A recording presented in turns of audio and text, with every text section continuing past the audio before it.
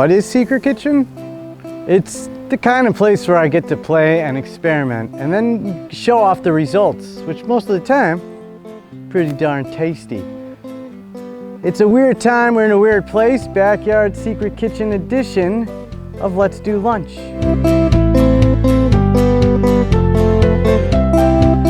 We're gonna be making all sorts of different things today. What we have here is a lamb shoulder that we tied, shawarma'd up, and let it sit over hot coals for an hour or two just to get crispity, crunchy on the inside, and we're gonna shave that bad boy. Schwarmarito coming up. The main course today will be a 3.5 pound ribeye that was dry aged for 2 weeks.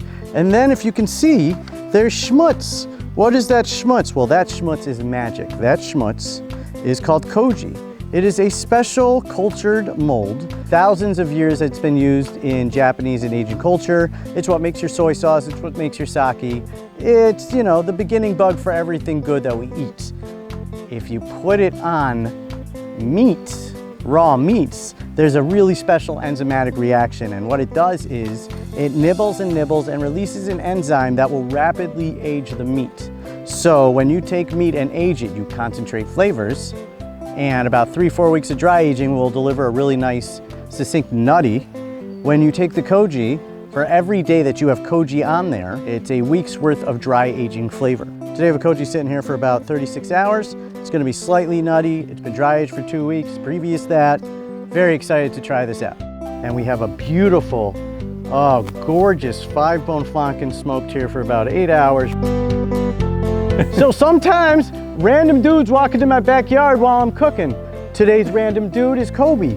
Coby caught our attention because he's been running a secret little underground ramen operation in the New York area for a couple of years. We kind of dig that. So today we invited Coby for some Let's Do Lunch. Let's do lunch. So the whole really tradition of what Let's Do Lunch is gonna be, or what Let's Do Lunch is that I just get to interview people, but also make you food. You got into cooking because you wanted to see variety in kosher? Is that what we were looking at? Yeah, people were talking about ramen, especially in the New York area. Some of my friends that don't keep strict kosher, talking ramen, and so I Googled kosher ramen near me, and you found a half a place. Well, this was before there was even half a place. Okay, amba is a pickled mango. You know amba? Of course, yeah. I know amba. Fenugreek, some mango. There you go. Gets slimy. Yeah. All right, cucumber. Sweet. Yeah, we call this the schwarmarito. So you did it in your house, huh? Yeah, started doing it for friends, just messing around, slowly introducing more elements. You decided to affect the change. You saw issues with the status quo and said, I'm gonna make a change. When I started out, it was, somebody telling you just the basic ingredients. We use ginger, we use garlic.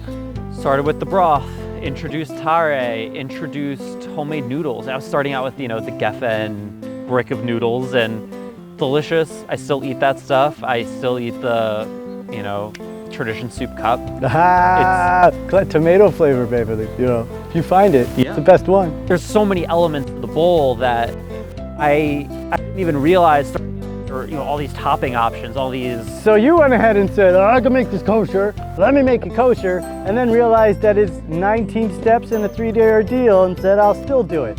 Yeah, I think, for me, the biggest challenge was just one, explaining what people are eating. You put a bowl of chicken soup in front of somebody and it's different than their mom's.